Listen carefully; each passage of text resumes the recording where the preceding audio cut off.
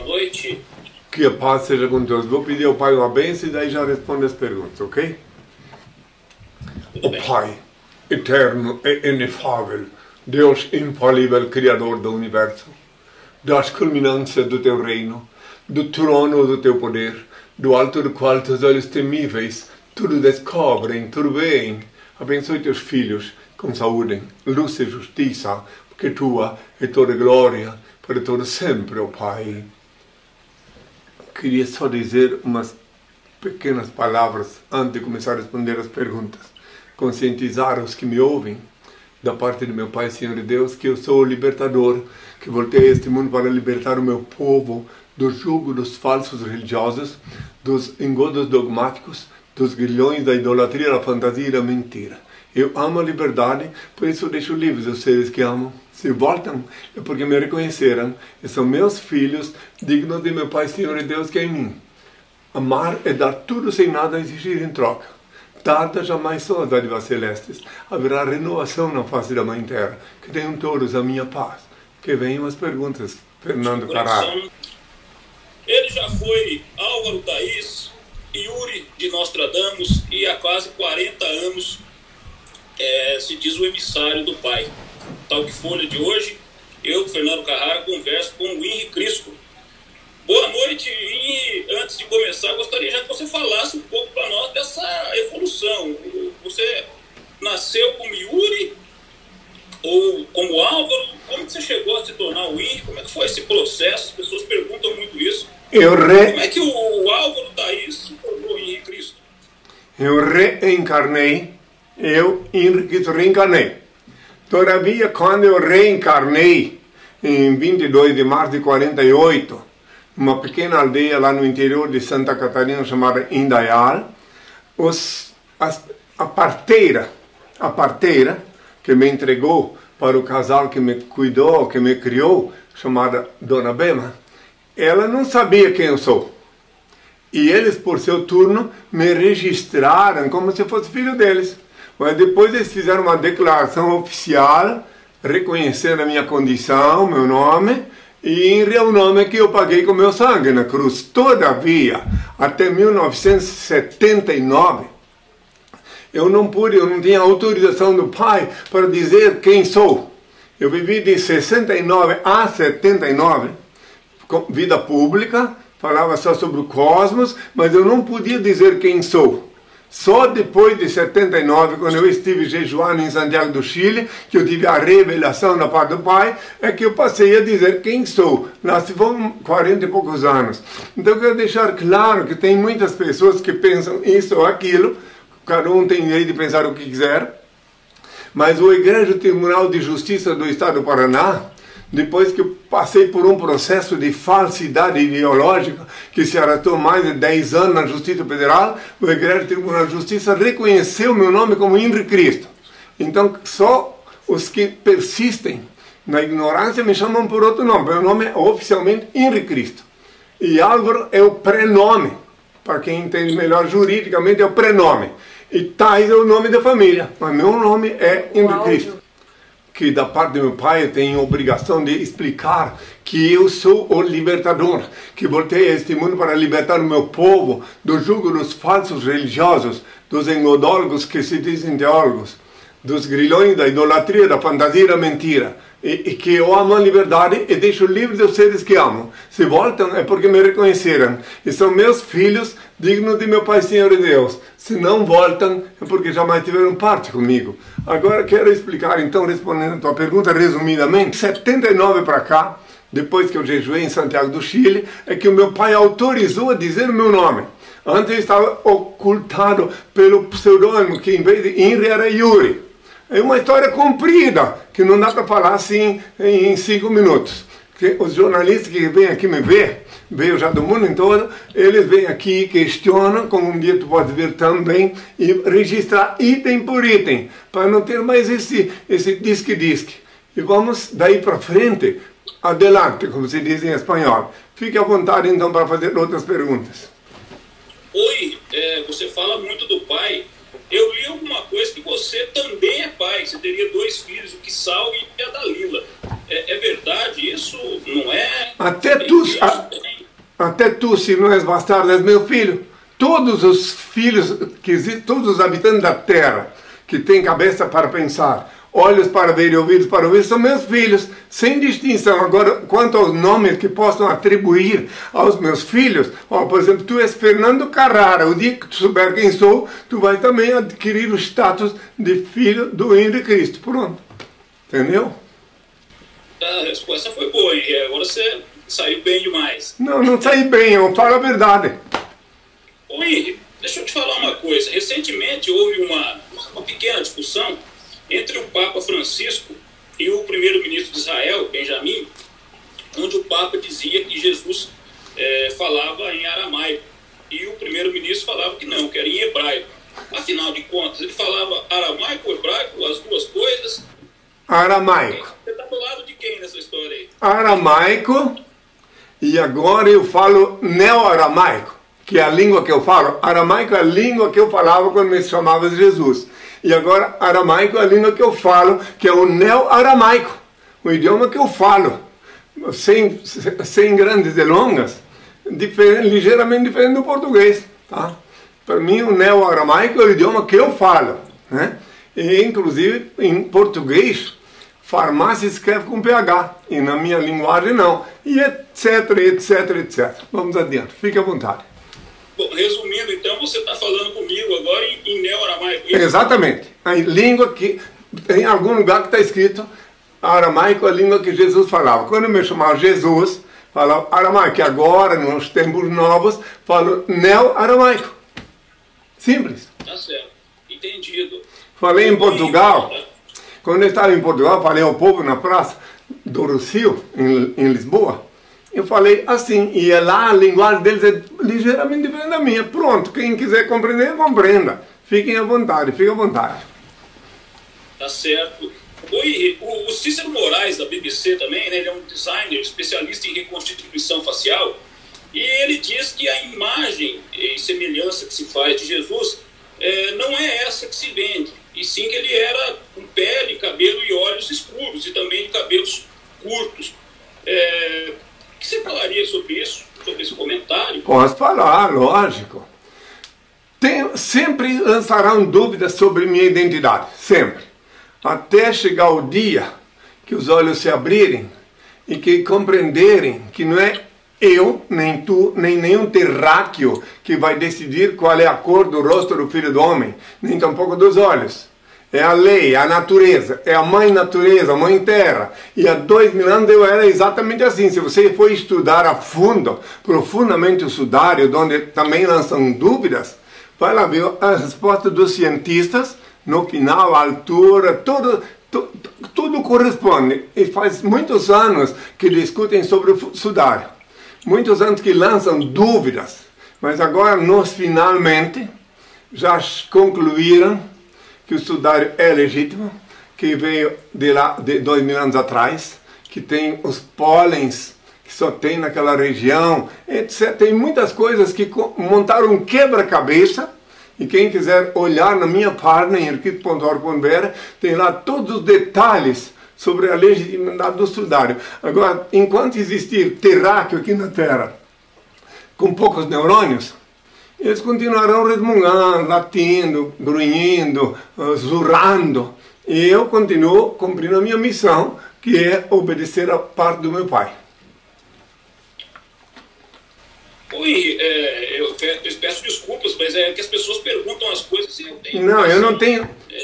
Eu tenho boa vontade de responder e sei que cada um tem direito de fazer o seu juízo.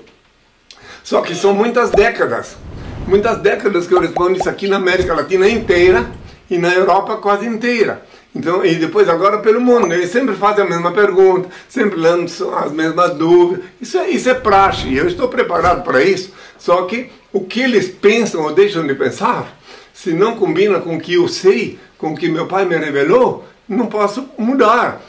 Eles que pensem, continuem pensando, e eu continuo cumprindo a missão do meu pai e sendo autêntico como sou. Oi, nós somos aqui de Piraju, interior de São Paulo. Acho que você não deve conhecer, porque estamos bem distante, né? Mas nós tivemos aqui a visita de um dos seus vários desafetos, que é o Padre Quevedo. Você ainda briga com ele? Como é que tá? Você bate um papo? Ele não é meu desafeto. Ele apenas foi o bobo da minha corte. Apenas isso. Porque ele, cada vez que eu ia na televisão em São Paulo, ele já viajou para o além. Já desencarnou. A única coisa certa que ele fez em toda a vida dele, jesuíta, espanhol, a única coisa que ele fez, por isso eu pedi ao Pai encomendar a alma dele, porque ele confessou a autenticidade do sudário. A única coisa que ele fez de bem na vida. O resto tudo foi balela, ele vendia títulozinhos de ilusionismo, dizendo que era de parapsicologia. Enfim, eu tive N encontros com ele, em Curitiba, em São Paulo, em La Paz, na Faculdade de Filosofia de La Paz. Ele foi o meu bobo mor da corte. Ele era uma... perdoou ele, né? O Padre Quevedo já faleceu. O senhor perdoou ele pela... Eu pedi ao Pai pela alma dele, porque ele fez uma coisa boa na Terra. Foi confessar a autenticidade do sudário. Por conta disso eu pedi ao Pai pela alma dele. Ele confessou, pode ver na internet, ele confessou que o sudário é legítimo. Por conta disto eu pedi ao Pai que considerasse essa boa obra que ele realizou. E no passado, a mídia toda, de forma geral, andou pegando no seu pé porque você fazia previsões que nem sempre davam certo. Como foi para o Yasser Arafat, depois para o Fidel também. Você ainda faz essas previsões? Não faz mais? Era na outra época? Antes do jejum, eu anunciava. Reunia a imprensa em São Paulo, no Hotel Hilton, ou então no Rio de Janeiro, no Hotel Copacabana Palace, no Nacional, onde eu falava as coisas que iam acontecer. Agora, depois de 79, o senhor disse que eu não posso mais falar nome de ninguém, sim o geral. E por que o senhor disse isso? Porque quando eu ia me reunir com eles, com os jornalistas, eles tinham uma sede tão grande, uma fome tão grande de anunciar coisas espetaculosas, que daí tentavam colocar palavras na minha boca. Entende? Então eu dava entrevistas, eles faziam, dava manchete, mas só que, por exemplo, chegava assim para mim, e eu disse naquela época que o Brasil ia ter divórcio. Daí eles quiseram uma data, entende? E eu disse, não, o Brasil vai legalizar o divórcio, acabou. Mas eles botavam uma data deles. Eu disse que no ano de 82 ia haver uma revolução no Brasil. Eles colocaram que eu disse que ia ter uma terceira guerra mundial. E assim, muitas coisas que eles queriam fabricar. Entende? Eu sei, você como jornalista sabe que às vezes eles têm que dar o povo quer data. E eu não podia dar uma data específica. Eu não podia dizer tal ano ou tal hora, porque só o Pai sabe as datas, e onde ele reina absoluto o tempo não conta. Então eu me apresentava como cosmologista, me perguntavam de onde é que eu tinha os conhecimentos. Meu pai chamava o cosmos de pai, e dizia que os meus conhecimentos eu receberia por um canal não convencional, eu dizia. E eu, em final de ano, eu falava de novo. E uma vez, em 1974, em 73, eu disse que o Brasil ia perder a Copa do Mundo. Por conta disso, me agrediram bastante e perdeu. Tá? Então tem coisas assim. Agora, cada um tem direito de pensar o que quiser. E agora tem uma coisa aí chamada Wikipédia, que coloca um monte de baboseira lá sobre mim, mas ela passará enquanto que eu vou cumprir minha missão. Essas organizações que mentem, que se especializam em mentira para produzir mídia espetaculosa, são passageiras. Agora a verdade é eterna, a verdade fica para sempre. Então eu já tentei, minha assessoria falou várias vezes para eles botar só a verdade, mas não, eles ficam botando um monte de abobrinha ali no meio. Eu já considero, se tu queres compreender, fazem parte da chamada imprensa marrom. Lá em Curitiba, na capital do Paraná, onde eu vivi, sediado 24 anos, um jornal escreveu um monte de absurdos sobre mim, com a maldição do pai já foi extinto, esse jornal, chamava-se Correio de Notícia. Alguém pode dizer o que quiser, mas eu estou cumprindo a vontade do Senhor. Lá na frente, muitos, mas muitos ficarão horrorizados com as conjecturas que fizeram sobre mim, que onde eles tomarem consciência. Quando alguém for estudar profundamente minha história, minha realidade, como alguns já estão fazendo, aí vão mudar tudo. Aqui em Brasília, por exemplo, tem um psicólogo, especialista em psicodiagnóstico. Ele fez um estudo comigo durante mais de um ano, me questionou, escreveu um livro intitulado Henrique Cristo, Louco, Farsante ou Messias. Ali ele deu o diagnóstico dele, com minha autorização, ele teve as entrevistas comigo, sentidas. E quem lê esse livro vai perceber que muitos estão enganados sobre mim, entende? Então tem N pessoas diferentes, de qualidade diferente, de profissão diferente, que me procuram. E eu olho todos, na verdade, como eles são. Não olho eles nem mal, nem bem, se eles são do meio. Eu prefiro encontrar as pessoas que são equilibradas. E essas se entendem comigo, e eu vivo em harmonia com essas pessoas. Inclusive no Wikipedia, fala que você teria sido agredido em Ponta Grossa porque estaria tendo um caso com uma mulher casada. Pois é, mais uma mentira. Bom que eu abordou isso, ótimo, excelente. Essa foi a melhor abordagem do dia. Preste atenção. Eu não acreditei, não. Mas preste atenção na minha resposta. Lá em Ponta Grossa, no Hotel JJ, Motel JJ, onde aconteceu, sim, mas não é, eu não tinha nada com essa mulher, nunca tinha visto, tá? Então, o marido dela, certamente ciumento, sabe onde é que foi parar o marido dela? Procura na Gazeta do Povo, o nome dele era Hamilton Triverato. Procure ver como é que acabaram com ele depois, tá? Esse homem que comandou esse massacre contra mim, já recebeu, e a mulher dele também. Eu não vou encomendar a alma dele, não, porque ele tem que penar bastante, porque ele fez uma maldade muito grande contra o Filho do Homem. Não vou dizer, eu perdoo, né, de coração, perdoo todas, porque na luz de meu Pai, Senhor e Deus, que é em mim, eu continuo amando todas as criaturas que se movem sobre a terra, sem exceção. Mas, obviamente, coerente com a eterna e divina lei da igualdade, que consiste tão somente em distribuir-se desigualmente a desiguais na medida em que se desigualam. Então, esses aí eu perdoo, sim, só que eu não vou pedir ao Pai pela alma dele, porque ele foi um perverso, entende? Eu não o conhecia, eu nunca tinha visto ele. Eu passei lá naquele dia com minha assessora, só para ver como isso é mentira. Eu estava com um assessor, meu motorista, Dalmir de Jesus Machado, Rosmara Bus, que era a secretária, e tinha mais alguma pessoa comigo, mas que essas pessoas que eu posso declinar o nome, entende? E daí, então, se eu fosse procurar uma mulher casada, imagina, eu vivo vida pública. Eu ia procurar uma mulher casada no motel do marido. Dá licença, né? Procure meditar um pouco. Então daí, inclusive, quando a polícia foi interrogar ele, ele falou que eu feri suscetibilidade dele, coitado. Eu nunca tinha visto, ele nunca tinha visto. Ele era professor de tiro. Note bem uma coisa, ele era instrutor de tiro na polícia de Ponta Grossa, você pode olhar lá na Gazeta do Povo. E depois, bom, eu fiquei sabendo pela Gazeta do Povo, 30 anos depois, que ele foi levado para o lugar que merecem todos aqueles que fazem as coisas fora da lei do meu pai aqui na terra. E a mulher dele, segundo eu fiquei sabendo, também teve um fim assim, porque se ela foi fazer uma calúnia desta, ela mereceu sim o fim que teve. Bom, então é isso, eu da minha parte, eu não tenho nada a esconder.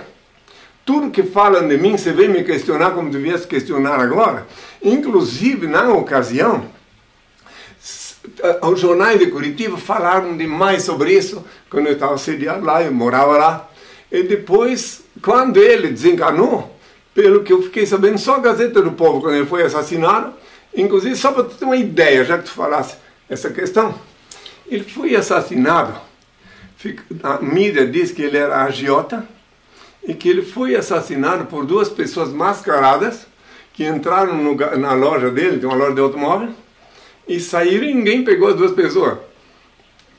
Você está entendendo? Ele era instrutor de tiro, entende? E ele tinha no corpo dele uma arma, na gaveta outra arma e no porta-mala do carro outra arma. E ele não reagiu. Agora você deduz quem é que matou ele. É bom para você esclarecer, né? A gente Pois fala é. as coisas Então, estão aí. tá aí, pode, mas eu recomendo, já que tu fizer essa pergunta, vai lá na Gazeta do Povo, que é online hoje em dia, vai lá, pega Gazeta do Povo, Hamilton Trivelato, Ponta Grossa, aí tu vê o restante, ok? Oi, me diz uma outra coisa, você falou que estava em Curitiba e se mudou para Brasília, né? Por que você foi para Brasília? Que tem muita alma ruim aí em Brasília. Você falou, deixa eu ir lá para Brasília, que eu preciso dar uma abençoada desses caras aí. Porque, Não. pelo amor de Deus. Eu vim para Brasília porque em 1980, quando eu estive aqui a primeira vez, quando fui expulso da Venezuela, eu estive aqui em Brasília a primeira vez em 80. E o senhor, meu pai, disse que aqui é a Nova Jerusalém. Quando eu abri a janela do Hotel das Américas, ele disse que eu tinha que trazer para cá a sede do reino dele, depois que eu já tivesse sobrepujado a parte mais cruciante da reprovação que está prevista em Lucas 17, versículo 25 a 35. Então, quando o Poder Judiciário reconheceu meu nome, então, dia 24 de outubro do ano 2000, reconheceu meu nome. Em maio de 2006, transferi a sede do Reino de Deus para cá, que não és obrigado a crer. O Reino de Deus, formalizado pela SOST, está sediado aqui em Brasília, por ordem do Altíssimo. Tá legal. Oi, as pessoas sempre perguntam também, né, como é que vive o INRI, como é que é a sede, como ela se mantém financeiramente, tem uma estrutura, tem um organograma, como é que funciona a vida do INRI assim, no dia a dia? Uma pergunta interessante para elucidar os ouvintes, né? Eu, porque sou autêntico, né, não faço chandarudismo, não peço esmola porque não sou esmoleiro, meu pai não é mendigo, não vendo sacramento, porque eu disse a Deus que dai de graça o que de graça recebeste. Mateus 10, versículo 8, eu gravo mais o que eu disse, quer ver? Ide, curai os enfermos, ressuscitai os mortos, expelir os demônios, dai de graça o que de graça recebestes. Então, por conta disso, eu vivo só para servir o Senhor. Os meus assessores aqui, discípulos todos, são voluntários. Nenhum deles demanda salário, vive pela causa divina, por amor a Deus. Inclusive as pessoas que falaram contigo aí. Então, eu vivo da minha autenticidade, que aqui é o reino de Deus. Então as pessoas, só para tu entender melhor, quando elas me veem na mídia, aqueles que têm olhos para ver e ouvidos para ouvir, se despertam, sabe? Vão estudar minha história e a ficha cai e eles resolvem se tornar beneméritos, espontaneamente. Há 2000 anos eu disse assim, dá com a mão direita sem que a esquerda saiba quanto. Agora eu digo, clica com a mão direita sem que a esquerda saiba quanto. Eles clicam lá para se tornar benemérito na minha página. Pronto. E é assim que vive a SOS. Aqui é o reino de Deus. Se não fosse assim, qualquer um podia falar mal de mim. Mas agora, como é assim, quem fala mal de mim está me caluniando.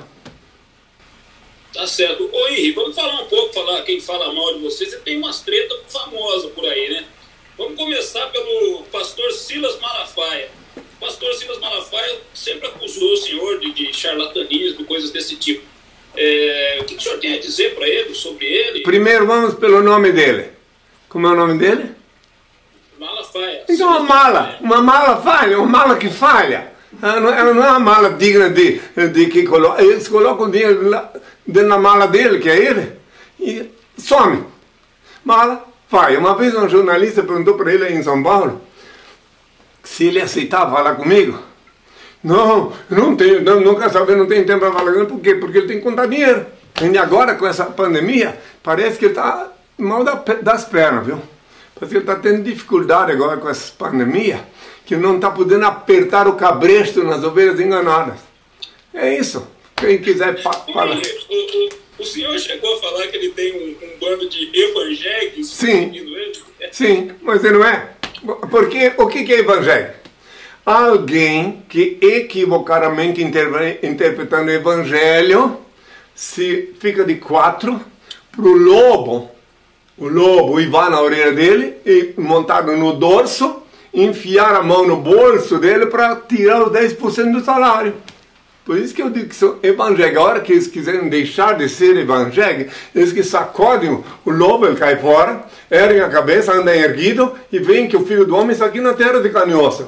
Que eu estou aqui falando as coisas da parte do meu Pai. Pronto, e aí vê que eu sou grátis, que eu sou gratuito. Note bem, pare para pensar. Não peço esmola, não chantageio dízimo, não vendo sacramento. Vivo só para servir o Senhor meu Deus. Há muitos anos, são muitas décadas. Que podem falar de mim? Que podem? Quem vem aqui em Brasília, claro que para vir aqui tem que marcar. Isso aqui não é um comércio. Fala com a assessoria, marca, estou te convidando agora. Vem aqui, conversa comigo, pronto. Entende? Não tem, aqui eu não sinto falta. Eu estou vendo coisas que estão acontecendo agora aqui na Terra. Eu não sinto falta de, não sinto problema com essa pandemia, porque eu não aperto a cabeça de ninguém, eu não tenho encabeçado, não tenho evangelhos. Já que estás em São Paulo, eu vi lá em São Paulo, esses dias, pela mídia, um lobo desses que uiva na orelha dos desavisados, que ele montou um enorme templo lá em São Paulo, e tem agora, o nome dele é Morcego Rossi. E ele agora não pode mais falar, não pode mais apertar o cabresto. Então ele botou foto em cada cadeira do templo dele, enorme, uma foto de uma pessoa. E agora ele num surto, um surto de insanidade, ele está se enganando a si mesmo. Agora ele mente para ele mesmo que tem gente sentada lá. Tu entendeu isso? Ele fala para as cadeiras como se fosse gente. Sobre isso eu estou vendo aí pela net, quem quiser pode ver. Oi, você é um cara muito simpático, viu? É muito gostoso falar com você. É emblemático. Deixa eu te perguntar uma outra coisa. E o que aconteceu com o João de Deus, que também usa o nome do pai, né? Nós vimos que ele não é tão de Deus assim, né, Rui? Sim. Agora, a tua conjuntura não estou informado, né? Mas eu sei que passou, eles capturaram ele, e ele parou, cessou aquela sem-vergonhice dele aí, aqui perto, ali em Goiânia, né? E tinha artistas famosos que vinham ali, entende? E se curvavam diante dele. E agora a casa caiu, para alguma coisa a mídia tem que servir, né? Então, porque quem tem telhado de vidro, cuidado, entende? E ele tinha telhado de vidro, jogaram um pedra em cima do telhado dele, caiu tudo. Só isso. E de Deus ele não tinha nada. Ele tinha a ambição do Satã, do demônio, que ninguém é obrigado a crer. Mas o demônio não é um macaco com rabo e chifre, como ensinaram. O demônio é um espírito, uma energia, que se aposta de alguém. E se apossou dele e mandou ele dizer que era João de Deus. Sendo que não era de Deus. Olha, preste atenção, tu e quem me ouve. Deus jamais vai chantagear dízimo de quem quer que seja, jamais vai vender qualquer coisa com pretexto de salvação no céu, jamais vai vender semente por R$1.000, como tem um outro enganador que está vendendo uma semente por R$1.000. Isso aí não tem nada a ver com Deus. Isso tem a ver com o demônio, que engana as pessoas e faz elas acreditarem, e aí vai. Só que a justiça divina não falha. Todos aqueles que usam o nome de Deus sem autorização, um dia terão que ir sim se apresentar diante do banquete das consequências. E a justiça divina é infalível. A dos homens falham, a de Deus não. Que tenham todos a minha paz. Quer perguntar mais uma coisa? Pode fazer. Oi, estou falando aqui de um personagem, vou falar dele daqui a pouco. Existe uma outra polêmica entre os teólogos e a mídia, jornalistas e tal, falando o seguinte: em termos de divindade, Jesus, no caso da sua reencarnação, são irmãos o diabo e Jesus? Em termos de divindade, faz a pergunta de novo, por favor. Vamos pensar o seguinte, saiu uma matéria hoje dizendo o seguinte, no veículo de imprensa, que Jesus e o diabo, ou que nome você queira usar, seriam irmãos. Como você enxerga isso? Bom, eu posso explicar bem concretamente, só que tem que ter uma cabeça com bastante neurônio para raciocinar, porque eu vou explicar sim, que Deus é o Criador Supremo. Deus. Sim. O único ser incriado. Note bem, o único incriado, eu não tenho mais. O único ser incriado, o único eterno, único ser digno de adoração e veneração, onipresente, onisciente e onipotente, único Senhor do universo. Ninguém é obrigado a crer, eu sou o primogênito de Deus, tá? O primeiro, né? Que há 2000 anos, quando eu disse que eu era mais antigo que Abraão, ficaram com muito ódio. Mas eu sou o primeiro filho de Deus, que, para completar melhor, para compreender melhor, que a priori, eu vim da água como uma ameba, depois réptil rastejante, depois evolui como macaco, e tudo que o Darwin falou, não foi o primeiro a falar. Já o Anaximandro falou há milhares de anos. Então, eu, Henrique Cristo, filho de Deus, tenho consciência que o Criador Supremo não criou só eu, só que eu sou primogênito. Depois o demônio veio. E se fosse meu aliado, né? Eu não teria tentado bem, inclusive no deserto, quando jejuei há 2000 anos, e não ficaria me azucrinando agora também, volta e meia ele reaparece, onde eu estou falando numa televisão, num lugar público, ele vem e incorpora num indivíduo como esse que tu falasse agora, num quevedo da vida, que eu chamo de escrever, né? E vem me xingar, me ofender. Então ele é o contrário. Mas ele foi criado por Deus. É bom saber. Porque ele não é um macaco com rabo e chifre, como ensinaram. Ele é uma entidade, é um corpo místico, um corpo espiritual. Ele chega numa pessoa assim, sem avisar, porque ele não tem corpo físico, ele procura usar o corpo de alguém para fazer as obras, entende? Daí ele chega e diz para um homem, por exemplo, eu vi na televisão uma vez um chefe de família sendo entrevistado, e o delegado disse para ele assim, por que tu mataste teu filho? Como é que foi você fazer uma coisa desta? Ele disse, eu estava fora de mim. Então quem estava nesse homem? O demônio. Daí o demônio não vai preso. Quem vai preso é o que obedeceu ele. Né? E assim é tudo. Nós temos depois 2 blocos, tá? É um bloco de bate-bola, que eu faço uma pergunta, uma curiosidade, você responde, e um bloco você assina embaixo. Mas antes disso, e o tal do Toninho do Diabo? Se tem o Jesus de um lado, tem o tal do Toninho do Diabo. Você já conversou com ele em rede nacional? Que diabos é aquilo? O Toninho do Diabo é um artista criado pelo programa do Ratinho. Um artista. Lá em Curitiba ele falou para mim, ele disse para mim, olha, é muito triste, ele disse, é muito difícil ser artista, ele falou. Ele me falou fora do ar, sabe? Ele foi lá na CNT, e eu estava lá, né? E ele veio falar comigo fora do ar. Oh, é tão difícil ser artista, ele falou. Um artista que ganha o pão dele dessa forma tão absurda, tão espetaculosa, e parece que está, por enquanto, está desaparecido, né? Mas por quê? É um personagem. É um personagem, sim. Ele é um personagem criado na época pela produção do programa do Ratinho. Lembro muito bem, eu estava lá em Curitiba, criaram ele, porque cada vez que eu ia num programa de televisão público, nenhum teve cacife. Difícil um apresentador ter cacife para me entrevistar sem ninguém perto. Difícil, assim como tu está fazendo agora. Então eles criavam sempre alguma coisa, ora era o Quevedo, ora era esse ali, ora era um pastor, impostor da igreja Assembleia do Demo, e assim por diante. Eu chegava, quando eu estava no ar, entrava essa criatura lá para me azucrinar, entende? Então eu disse e repito, dia virá em que um jornalista, porque já estão vindo do estrangeiro, agora aqui no Brasil, um dia um jornalista vai vir aqui, com o iodo, e vai chegar, não, eu vou entrevistar o Henry, e não vou deixar me boicotar, eu vou publicar o que eu falo com ele. Pronto! Daí pergunta do início ao fim, como eu estou respondendo para ti agora. Esse jornal não é imprensa escrita, não, né? Não. Não. Pois é, então daí... Na verdade, ele tem a mídia escrita e também o portal. É que agora, devido à pandemia, a gente não está fazendo impresso, porque as pessoas não podem pegar nisso, né? Para evitar contágio. Entendi. Coisa toda. Pois é, mas então, só para tu entender, então, eles apresentam uma figura desta para tumultuar. Uma vez eu fui num programa do Ratinho lá em São Paulo. Escudo para te dar umas pancadas, é isso?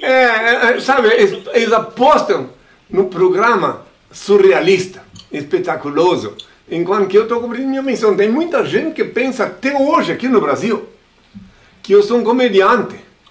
Mas quem me via eu ir no programa Pânico, vê que eu nunca fui artista, eu fui lá, eu ia passar a mensagem do meu pai.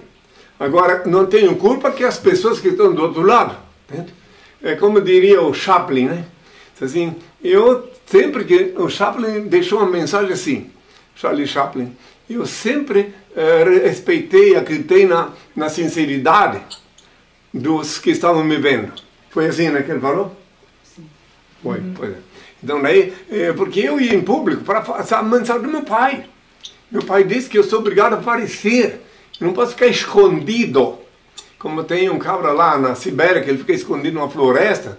De vez em quando vem muito jornalista, ele aparece e desaparece. Não, eu estou aqui, ó. Eu estou aqui em Campo Aberto, em São Paulo. Falei na Praça da Sé várias vezes, em São Paulo. No Rio de Janeiro, na Cinelândia, várias vezes. Dei entrevistas. Em São Paulo, uma vez eu dei uma entrevista na Rede Bandeirante de mais de 1 hora ao vivo. Nos anos em 84.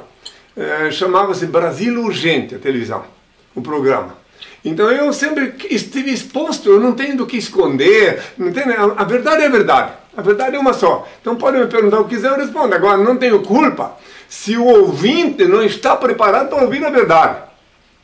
Se o ouvinte não está preparado para ouvir a verdade, a paciência dele. Então eu tenho que ir adiante, não posso parar. Você tem uma ideia? Eu fui detido em vários países. E sempre interrogado pela polícia, e nos últimos tempos, até gosto de encontrar com a polícia, porque ela, pelo menos para mim, ela faz bem. Entende? Quando ela me interroga assim, eu me sinto bem. Porque tem até um livro, tu pode ver na internet, intitulado O Tempo, que fala do meu processo jurídico. Ali está tudo. Como é que fui interrogado pela Polícia Federal, como é que fui os finalmente, está tudo ali. Eu sou o único em todo o planeta Terra, que durante décadas, mais de 40 anos, digo quem sou e atravessei todos os corredores jurídicos imagináveis, não só aqui no Brasil. Quando eu cheguei no México, eu saí direto do aeroporto para uma sala de interrogatório, porque eles achavam estranho a pessoa vir vestida assim. Em Madrid eu estava falando em frente do edifício da Corte Inglesa, que é o lugar mais conhecido de lá. Me detiveram, me levaram até lá na Guarda Nacional. O general viu o tumulto, o barulho todo, ele veio lá, saiu do gabinete e perguntou quem eu era. Eu disse quem eu era. Disse, em Espanha, Cristo pode falar onde quer. Me liberou. E assim eu fui no Portugal, fui muito amado, muito bem recebido na Praça do Rossio, onde eu falei mais de 2 horas ao povo. Enfim, fui lá depois em Portugal, na SIC, dei uma entrevista longa, ao vivo, que está disponível na internet para quem quiser ver. Então, a minha realidade é outra. Eu não tenho nada a esconder. O meu passado, a polícia já investigou. Sabe, quando a gente passa por um processo judiciário, tudo, é um alívio. Porque daí todo mundo já viu, todo mundo já sabe, pelo menos aqueles que estão encarregados da parte judiciária. Né? É isso. Então, eu não tenho nada a esconder, não quero nada. Não quero nada. Eu não quero nada. Não quero nada, nada tenho, nada quero, nada me importa. Só Deus. Só me importa o Senhor. Para mim, só Ele é que conta. O restante pode falar o que quiser. Eu vivo só para servir o Senhor. E olha, são muitas décadas. Viu? Um dia tu vais compreender melhor a minha realidade. Entende? Que não é assim, não. Não é como pensam, como falam. Minha realidade é bem diferente daquela que supõe. Fica à vontade para perguntar. Oi, realmente, esse mérito ninguém pode tirar de você. Você não te importa, né? Não. Quem tiver que falar, você fala. Com quem tiver que falar, você fala. Você não tem medo de ninguém. Exatamente. No tempo que o Ratinho era livre, sabe? O Ratinho me entrevistou em Curitiba muitas vezes, como era repórter policial lá, né? E pode ver, tem na internet, ele me entrevistando, magrinho. No tempo que ele era livre, ele vinha e me entrevistava. E uma vez, a última vez que eu encontrei o Ratinho livre ainda, foi num programa de televisão, justamente cujo programa dizia que era Ratinho Livre, na Record. Falei 36 minutos ao vivo. Aí depois, quando ele foi para o SBT, abduziram ele. E hoje em dia ele não tem liberdade de falar comigo pessoalmente assim como eu estou falando. Não pode. Ele obedece a alguém, tem alguém sempre mandando nele. Entende? Então, o que passa a fazer? Você pode olhar na internet o que eu estou falando, é verdade? Está lá ele falando comigo, lá em Curitiba, na Soust, magrinho, me tratava com amor, sempre com respeito. Agora, depois que ele foi abduzido, Ele nunca mais teve liberdade de falar comigo sozinho. Sempre tem alguém, sempre tem que ter alguém, um Quevedo, um pastor qualquer, para vir atormentar, tumultuar o ambiente. É isso. Tenha a minha paz, filho. Oi, recentemente a Netflix lançou uma série chamada Lucifer.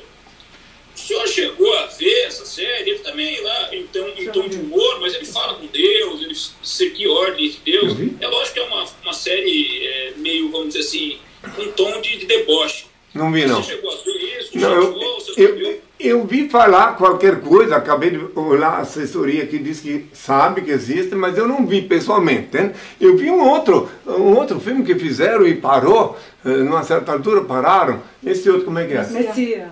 Hã? Um tal de Messias. É um outro filme, entende? Messias. Esse eu vi. Eu vi até que acabou, né? Como a gente não tem tanto tempo e eu não quero deixar de fazer esse bate-bola com você, fica à vontade. Nós vamos fazer o bate-bola e aí depois, se der tempo, a gente continua com outras coisas. Você assina embaixo, senão... Não, eu só vou responder o bate-bola, se tu me disser quanto tempo tem disponível ainda, para eu poder calcular aqui. É porque o Instagram, em 1 hora, ele corta as lives, né? Então, em 1 hora, ele desliga. Entendi. Agora, a gente pode reconectar também, não tem problema, tá? Eu vou falar sempre uma palavra e você vai responder também com uma palavra. Vamos ver. O Henry tem algum time de futebol? Tenho. O reino de Deus. O meu time é o reino de Deus, por quem eu vivo diuturnamente. Eu vivo só para o reino de Deus. Para mim, Deus e o reino dele é tudo. É a minha torcida cotidiana. O Henry, um filme. Bom, tem alguns filmes muito interessantes. Por exemplo, Giordano Bruno. Entende? Giordano Bruno, que é onde tu vê ele sendo assado na fogueira da Inquisição. Um filme interessante, não para ver todo dia, né? Mas é um filme chocante. O que é lá outro? Não, Mar Adentro. Tem um filme interessante que eu assisti faz o quê? Uns 4, 5 anos. Mar Adentro. Já viu? Conheço. Pois é, esse filme é interessante. Tem alguns filmes que dever, cada um, claro, tem pessoas, eu só assisto filme que tem um sentido, né? Se não tem um sentido, uma razão de ser, né? Então eu assisto esses filmes mais profundos, né? Que existem. Agora não me lembro. Instinto, Horizonte Perdido. O Instinto, já assistiu? O Instinto. Esse não. Concerne a biologia. É traduzindo em miúdo, é um bate-bola, eu ia dizer. Não, é um filme que um homem de ciência vai voltar a viver com os macacos, etc. Muito interessante eu vi esse filme, viu? Muito. Oi, um cantor ou uma música, um artista musical que você goste? Cantor. Vicente Celestino. Bom, é o seguinte, na atual conjuntura, com toda consideração, a compreensão que eu tenho de que os artistas têm que sobreviver, na atual conjuntura não fazem mais música, né? Fabricam, né? Então é muito raro poder ver uma música. Eu entrevistei a semana passada, aliás, essa semana, na segunda-feira, eu entrevistei o cantor Paraná, que é contorneado do senhor, ele está morando aí em Brasília, do Chico Rei, Paraná. Quem? Chico Rei, Paraná. Não conheço, nunca vi mais. Mora em Brasília. Cantor sertanejo, senhor. Nunca vi mais gordo, né? O senhor gosta de cascadinha. Sinceramente, nunca vi. Elas estão falando que tem. Agora, Para nós, então, um prato que o Henry gosta. Então aí mexeu num território interessante, né? Comida, o prato que eu aprecio, que é meu cotidiano, você não vai gostar. É alho esmagado com limão, óleo de oliva e sal. É claro que sempre que possível uma pimenta do cheiro, lá de Belém do Pará. Leveira, que eu esqueci de falar do leveira, claro. Que eu sou vegetariano. Pensei que você ia falar um churrasquinho, uma picanha. Eu sou vegetariano, entende? Eita. Eu sou vegetariano, desculpa os que comem carne, eu não como cadáver. Não como cadáver de vaca, de galinha, nada, cadáver nenhum. Mas agora eu amo todos os que são obrigados a comer certas coisas que não tem opção. Tem muita gente que é obrigada a comer carne que não tem opção, entende? Inclusive eu li recentemente um livro muito importante, muito significativo, e que o indivíduo que escreveu o livro tão bem escrito, mas ele diz que o ser humano é naturalmente carnívoro, né? E não é verdade. Na Bíblia está escrito que o Senhor disse assim, ó: eis que eu vos dei para que vos sirva de alimento as raízes, as sementes, as frutas, as verduras. E daí depois, aí é uma história. Quero dizer para ti, que está agora me entrevistando ainda, que a Bíblia, na minha ótica, continua sendo um livro de letras mortas, repleta de fábulas, lendas, parábolas, metáforas e até charadas, que só com a anuência do Altíssimo, ela é sagrada sim, mas só com a anuência do Altíssimo que você pode compreender o significado dela. Porque é Ele que tem que te inspirar. Se tu for rezar no quarto com a porta fechada e pedir ao Pai, Ele tem espírito e dá a saber os mistérios que nem na Bíblia. Ela é sagrada sim, mas só que para compreender ela, tem que pedir ao Pai, no quarto com a porta fechada, como eu ensinei a Dorinano, Mateus 6, versículo 6. Aí tu vais entender, entende? Mas qualquer coisa mais. Não tem mais alguma pergunta a fazer? O Henrique, com 72 anos, vegetariano, tá bem demais, hein? Eu acho que eu vou adotar essa técnica. Sim, meu filho, eu comi defunto até 1976, sabe? Daí um dia, para quem quiser entender, entenda, um dia está lá no Rio de Janeiro, no Leme, no restaurante La Fiorentina, quando eu recebi a ordem dessa poderosa voz que sempre fala na minha cabeça desde criança, para eu não comer mais. Pronto, eu comi um soufflé de espinafre, meu primeiro prato, depois que eu recebi essa ordem. Entende?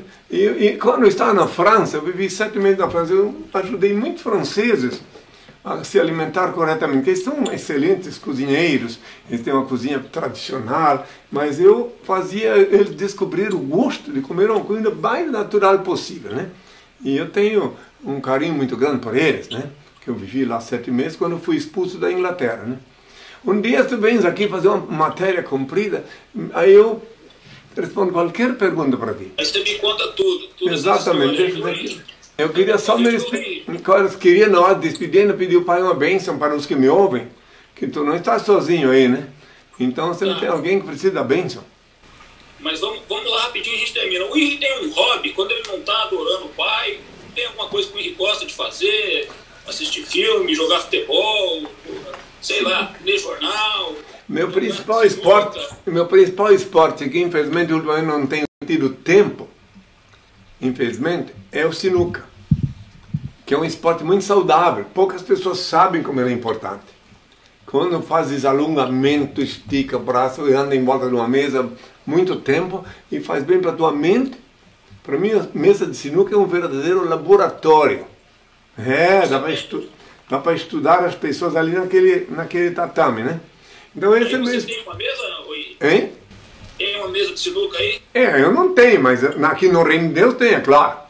Eu não tenho nada. Quando eu for aí em Brasília, eu vou jogar com você, então, mas não me venha com alho frito aí com eu tenho um amigo que é jornalista de São Paulo, que agora não faz muito tempo, ele jogou comigo. O nome dele é Murakawa. Ele jogou comigo lá na montanha, a primeira vez, lá em Paranaguá. Né? Ele está aqui em Brasília. Sim, mas ele está aqui em Brasília, mas não está aqui na Souza. Sim. Quer dizer, ele está aqui em Brasília, ele está aqui, mas não está na Souza. Mora em Brasília. Então ele mora aqui em Brasília, sim, ele está trabalhando aqui no Palácio, né? Ele pertence a um jornal, ele dá entrevista para um jornal daí de São Paulo. Oi, antes da gente fazer então a bênção final, esse quadro chama Você Assina Embaixo. Eu falo o nome e você fala, assina embaixo ou não assina, tá? Jair Bolsonaro. Hã? Jair Bolsonaro. Você assina embaixo? Eu continuo o mesmo, dando a César o que é de César e a Deus o que é de Deus, entende? Então, todo e qualquer presidente que senta naquela cadeira incandescente, tá?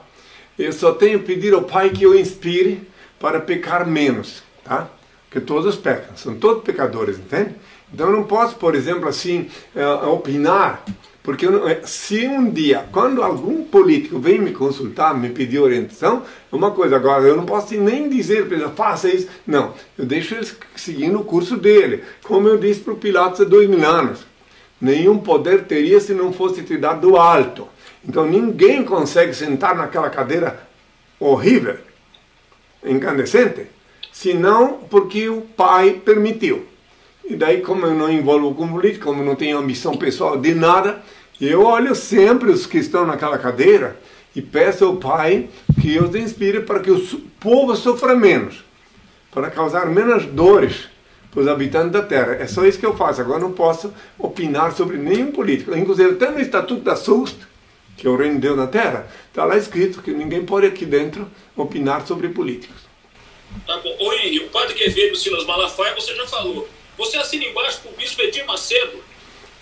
Eu não assino embaixo para nenhum lobo. Né? Entende? Nenhum. Entende? Os lobos... É um lobo mau, ele é um lobo mau. Os lobos uivam, né? E os súditos ouvem o uivo deles. E obedecem o uivo. Agora o Filho do Homem fala, e os filhos de Deus ouvem e reconhecem pela voz, que é diferente do uivo do lobo. Entende? Então, quanto a isso, eu pedir mais cedo, RR suado, também, são tudo artistas que se deram bem na vida, souberam usar bem a arte da dialética, não positivamente, né? Mas conseguiram produzir uma grande legião de evangelhos, uma grande legião. E eu, no meu turno, ouço, vejo tudo, mas estou cumprindo o meu destino, que é transmitir as palavras do Pai, do eterno Senhor da vida e do destino. E antes da gente fazer a oração também, eu queria falar um negócio que eu não podia deixar de esquecer. Eu vi que as meninas aí, eu não sei como você chama, seguidoras, tem algum nome específico, elas gravam umas músicas aí, rapaz. Elas são minhas discípulas. Minhas discípulas. São versões Você canta também? Você ensaia elas? Como é que é essa música aí? Você canta também? Tem na internet, no YouTube, tem algumas canções, umas regravações. Por exemplo, Eye of the Tiger é uma música que elas cantam. Toxic também é uma outra música. Como é que é esse negócio da... Ah, no YouTube tem. Tu vai lá no YouTube, lá vê todas cantando. Agora eu vou pedir o pai a bênção. Porque senão, agora que eu me dei conta, ainda bem que ela me avisou, senão depois o tempo passa. Mas eu de coração te convido a vir visitar-me. Que Deus te ilumine para não fazer nada que, digamos, escrever só a verdade. Que Deus te ilumine para escrever... Oi, pode ficar tranquilo que eu não vou virar lobo mal, hein? Então tá bom. Escreve só a verdade. Tu escreve só a verdade, o Senhor te abençoa. Seu beijo, amigo. Antes da gente acabar, só queria te agradecer, tá? Tá. Agora eu vou pedir... Muito simpático, muito emblemático. Vou pedir a bênção, né? O Pai, eterno e inefável, Deus infalível, Criador do Universo, das culminâncias do teu reino, do trono do teu poder, do alto do qual teus olhos temíveis tudo descobrem, tudo veem. Abençoe teus filhos com saúde, luz e justiça, porque tua é toda glória para todo sempre, ó Pai. Que a paz seja com todos meus filhos. Leia o livro Despertador Explosivo, volumes 1 e 2. Conheça a história real e os transcendentais ensinamentos de Henri Cristo. Este livro desperta as consciências, explode as viseiras e os dogmáticos cadeados do raciocínio. Ele é um mudo que fala, um cego que guia, um surdo que responde, um morto que vive e ensina a viver. O livro Despertador Explosivo é a chave do reino de Deus. Está disponível para download graciosamente em nossos sites oficiais, henricristo.org.br ou henricristo.net. Acesse! Henri Cristo, todo olho verá.